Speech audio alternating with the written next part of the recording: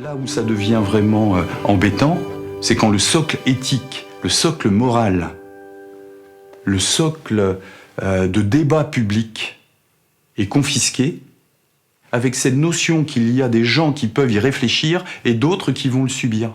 Le problème vient quand une élite considère que vous n'avez plus suffisamment le niveau pour accéder à cette connaissance. C'est un vrai sujet, ça. C'est un vrai problème. Je suis un horrible élitiste. Je pense que le monde complexe de demain ne peut être géré que par des intellectuels. Vous, dans cette salle, vous allez vivre un âge d'or.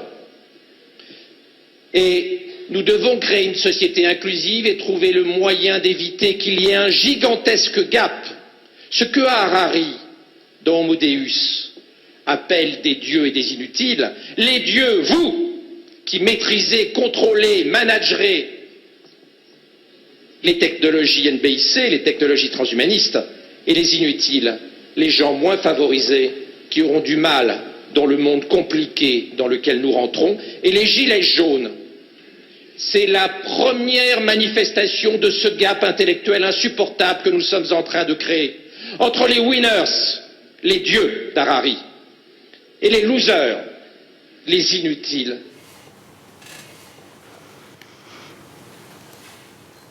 Mais c'est effrayant. Médecin. Médecin. Je pense que Hitler ne disait peut-être pas les choses aussi directement. Les dieux, c'est vous. Donc, il s'adresse à nos futurs dirigeants. Et les inutiles, c'est nous, quoi.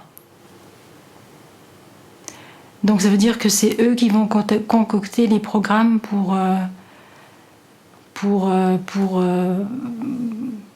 décider de la façon dont on doit vivre, dont on aura le droit de vivre ou de disparaître, peut-être. C'est absolument effrayant. Et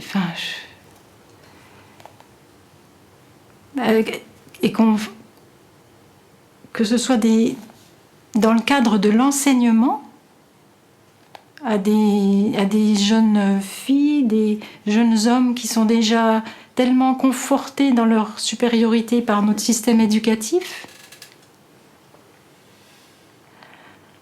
Il paraît qu'à l'Assemblée nationale, il y a une députée qui s'est fait surnommer Bac-2 parce qu'elle est simplement aide-soignante. C'est vous dire le mépris de notre classe dirigeante. Donc si nous sommes les inutiles, si nous disparaissons, ça n'est pas grave. Mais c'est vrai que déjà, dans les maisons de retraite, nos aînés ont une espérance de vie résiduelle. Donc, résiduel, ça veut dire qu'ils font déjà du rabat. Donc, on peut les faire disparaître dans le silence, porte de chambre fermée. Ça me donne juste envie de pleurer, je suis désolée, mais c'est épouvantable. Qu'est-ce qu'on a fait à nos aînés? Qu'est-ce qu'on est en train de faire à nos enfants? Quand est-ce que les gens vont ouvrir les yeux et réagir?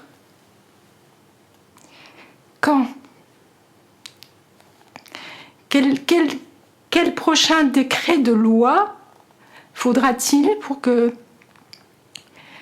les gens puissent protester et empêcher ça? Parce que c'est pas dans 10 ans. C'était proposé l'année dernière. Et c'est ce qui arrive aujourd'hui. Qu'est-ce que ça veut dire? On n'a pas besoin d'avoir Bac+10 pour se poser la question si c'est pas quelque chose de programmé.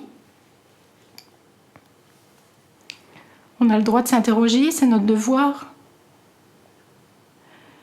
Puisque maintenant on a la possibilité d'avoir accès à l'information, c'est tout ce qui nous reste. Moi, j'ai plus la télévision depuis 15 ans, donc je suis désintoxiquée. Donc je vais chercher mes informations ailleurs. Tout le monde peut le faire. Tout le monde peut le faire. J'ai envie de dire aux gens, mais dans 10 ans ou dans 20 ans, est-ce que vous pourrez regarder vos enfants dans les yeux et leur dire que vous ne saviez pas? En 45, c'était possible. Bien que j'ai 2 grands-mères qui savaient parfaitement ce qu'on faisait des Juifs quand on les mettait dans des trains. Elles ne disposaient pas de l'information dont on peut disposer aujourd'hui. Donc nos enfants ne nous croiront pas. Et nos enfants seront en droit de nous poser la question pourquoi on ne les a pas défendus. Voilà, c'est tout ce que j'ai envie de dire parce que c'est abominable. C'est tout. C'est juste abominable. Pardon.